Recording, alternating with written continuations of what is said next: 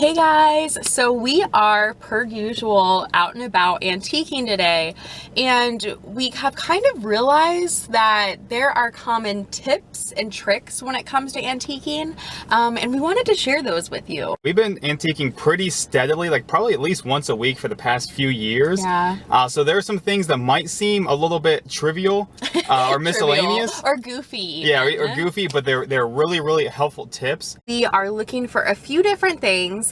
One, we are of course looking for vintage pieces for antique candles. We're always looking for that, but we're also looking for antique casters for that vintage optometrist table, octagon top table that Jeremy has made. Also, one of my best friends is interested in these milk glass vintage vases, so we're gonna keep an eye out for those. And we're going to a mall today, an antique mall, which is typically where we go, but we really need to be on our A game in a mall because it's so big. So we thought, what a perfect day to share some of our antiquing tips. For me, the most important part, Rule number one, the most important part of being on our A game is to not go hungry to the antique mall. So my blood sugar gets low. I know there's a lot of people like this. I get grumpy. I look into a space and I'm not optimistic. Colleen will show me a piece and I'm like, nah, I don't think so.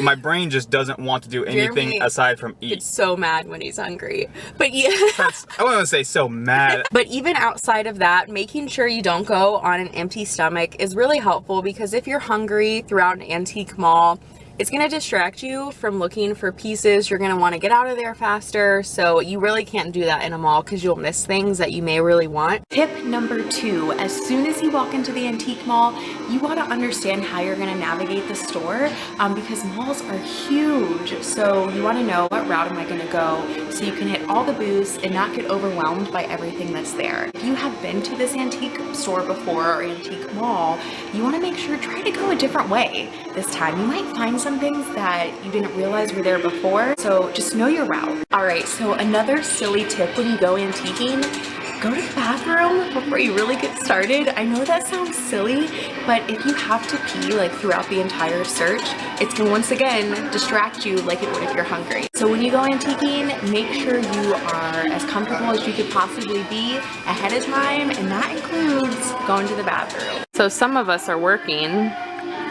others are just lounging. What'd you have to say about this chair? The next tip is take a seat. Actually, you're not supposed to sit in most of these chairs, so I've been really busted. Yikes. The next tip is a little bit of a psychological tip. So depending on your personality type, you're the type of person that can come in here, come into an antique store and spend hours looking at one booth, which is kind of my personality. I'll pick up every little thing and take a look at it. You really have to keep focused, keep moving through, and kind of keep a vision of what you're looking for and don't get lost in the weeds. And vice versa. I think a lot of people, especially if you're new to antiquing, you'll come into a booth like this and there's just so much, it's so overwhelming, that you can kind of just keep walking past booths because you don't want to commit to go into one. So force yourself just to go in, weed through everything, and force yourself to have fun looking at pieces that maybe you're not going to buy, but they're at least interesting. All right, so I think we've been in here for like 15 minutes. This is the vase one of my friends have been looking for, so I would say so far so good. So another pro tip is make sure you get a cart or a basket. You don't want to be carrying around a bunch of different finds. It's going to be uncomfortable. Another thing to utilize, today is kind of like a lower haul for us, but if you're getting a lot of glass pieces or heavy pieces, ask some of the antique mall workers if they can take it up front for you, or go up front and they can just start a little cubby with all of your collections so you don't have to carry it all around. So a tip that Colleen and I actually have to keep each other on check about is to look up. So it can be very stimulating when you walk into a booth to see everything that's on the ground, everything that's on the shelves, everything that's eye level, and there's so much to take in that sometimes we'll go through multiple booths and we realize that we didn't look up. And if you come into this booth, there's so much glass that Colleen's actually climbing into it. And all of this stuff is really cool, but probably the only piece here that works for us is at the very top. It'd be so easy to miss it. All right, so we have made our way over to the casters. Yeah, I'm kind of looking through different measurements, and I'm also deciding if I want, what style I want. I think I'd get the steel wheels. but I might be getting porcelain. The porcelain's looking kind Ooh, of... I like the porcelain. But is it too... I don't know, do I keep with like a more industrial type of look and vibe to the piece? I feel like the porcelain still has it though, but we'll see. Decisions.